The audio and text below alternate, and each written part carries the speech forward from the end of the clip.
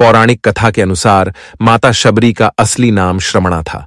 देखने में बहुत ही साधारण पर दिल से बहुत ही कोमल और दयालु थी। उनका परिवार भील समुदाय के शब्र जाति से संबंध रखता था। इसी कारण कालांतर में उनका नाम शबरी रखा गया। शबरी के पिता भीलों के मुखिया थे। उन्होंने शबरी का विवाह भील समुदाय से जुड़े भील कुमार के साथ तय कर दिया।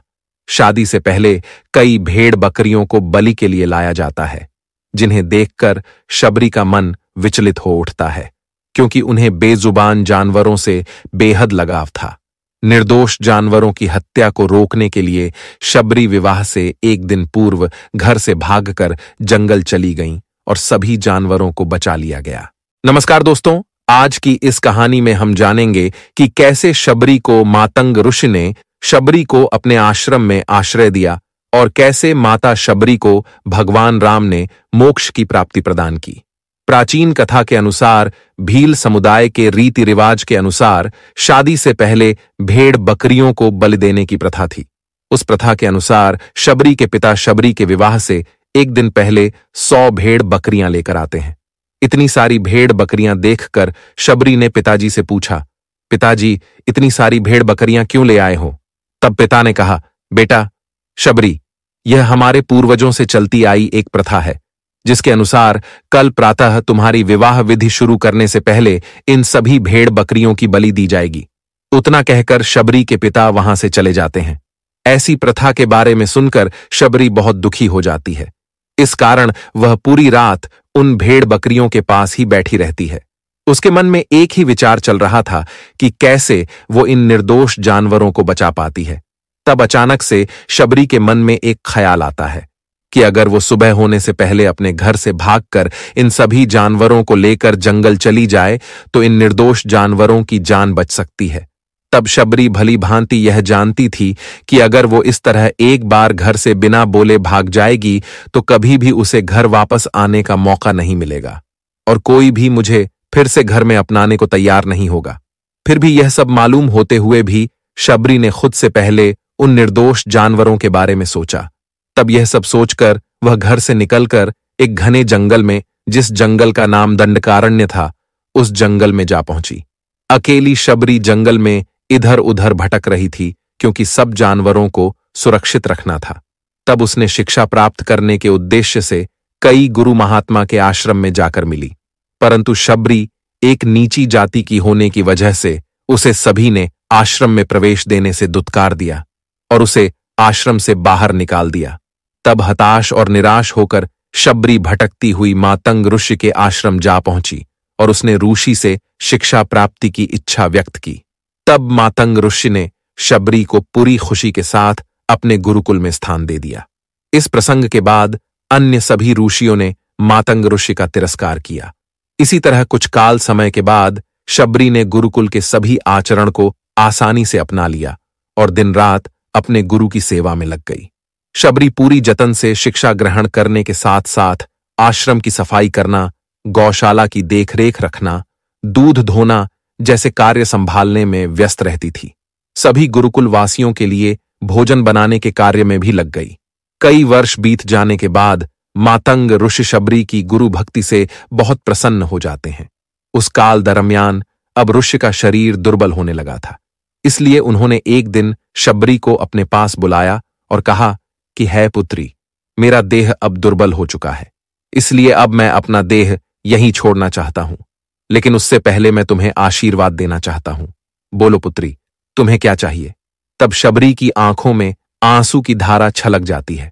आंखों में आंसू भरकर शबरी मातंग ऋषि से कहती है गुरुवार, आप ही मेरे पिता हैं और मैं आप ही के कारण अभी तक जीवित रही हूं। मैं मेरे पिता के बगैर कैसे जीवित रह सकती हूं? कृपया आप मुझे अपने साथ ले चले। तब ऋषि ने कहा, नहीं पुत्री, मैं तुम्हें नहीं ले जा सकता। मेरे बाद तुम्हें इस आश्रम का ध्यान रखना है। तुम जैसी गुरु की शिष्या को उसके कर्मों का उचित फल मिलेगा। एक दिन भगवान राम तुमसे यहां मिलने आएंगे और उसी दिन तुम्हारा उद्धार होगा और तुम्हें मोक्ष की प्राप्ति होगी। इतना कहकर ऋषिवर अपना देह त्याग देते हैं। उस दिन के बाद से शबरी प्रतिदिन सुबह उठकर फूलों के बगीचे में जाती, बहुत सारे फल फूल जमा करती और सुंदर फूलों से आश्रम को सजाती। उसे भगवान राम के आगमन की कोई निश्चित तिथि नहीं पता थी, लेकिन उसे अपने गुरु के वचन पर पूरा विश्वास था। इसलिए वह हर दिन श्री राम की प्रतीक्षा में अपना समय बिताती रहती। एक दिन शबरी आश्रम के पास के तालाब से जल लेने गई। वहीं पास में एक ऋषि तपस्या में लीन थे। जब उन्होंने शबरी को जल लेते देखा तो उसे अछूत कहकर उस पर एक पत्थर फेंक कर मारा। उसकी चोट से बहते रक्त की एक बूंद से ही पूरे तालाब का पानी रक्त में बदल गया। ये देखकर वह संत शबरी को बुरा भला कहकर पापी भी कहने लगे और चिल्लाने लगे। तब शबरी रोती हुई अपने आश्रम में चली जाती है। उसके जाने के बाद ऋषि फिर से तपस्या करने लगे। उन्होंने बहुत से प्रयास किए, यहां तक कि गंगा और यमुना जैसी सभी पवित्र नदियों का जल तालाब में डाला, लेकिन वह रक्त जल में नहीं बदला। कई वर्षों बाद जब भगवान राम सीता की खोज में वहां आए तो वहां के लोगों ने भगवान राम से अनुरोध किया कि वे अपने चरणों के स्पर्श से इस रक्त को फिर से जल में बदल दें। राम उनकी बात सुनकर तालाब के रक्त को अपने चरणों से स्पर्श करते हैं, लेकिन कुछ नहीं होता। तब श्री राम ऋषि से पूछते हैं, ऋषि कृपया मुझे इस तालाब का इतिहास बताएं। तब ऋषि उन्हें शबरी और तालाब की पूरी कथा बताते हैं और कहते हैं, भगवान, यह तालाब उसी शूद्र शबरी के कारण अपवित्र हुआ है। यह रक्त शबरी का नहीं बल्कि मेरे हृदय का है, जिसे मैंने अपने कठोर शब्दों से घायल किया है। भगवान राम ऋषि से आग्रह करते हैं, मुझे देवी शबरी से मिलना है।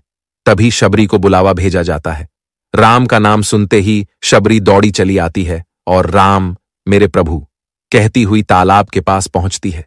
उसके पैरों की धूल जैसे ही तालाब में जाती है, तालाब का सारा रक्त फिर से जल में बदल जाता है। तब भगवान राम कहते हैं, देखिए ऋषिवर, आपकी कहने पर मैंने सब कुछ किया, लेकिन यह रक्त शबरी के पैरों की धूल से ही जल में बदल गया। शबरी जैसे ही भगवान राम को देखती है, उनके चरणों को पकड़ लेती है और उन्हें अपने आश्रम में ले जाती है। उस दिन भी शबरी रोज की तरह अपने आश्रम को फूलों से सजाती है और बाग से छककर सबसे मीठे बेर अपने प्रभु श्री राम के लिए चुनती है। वह पूरे उत्साह के साथ अपने प्रभु राम का स्वागत करती है और बड़े प्रेम से उन्हें अपने झूठे बेर परोसती है। भगवान राम भी बड़े प्रेम से बेर खाने के लिए उठाते हैं।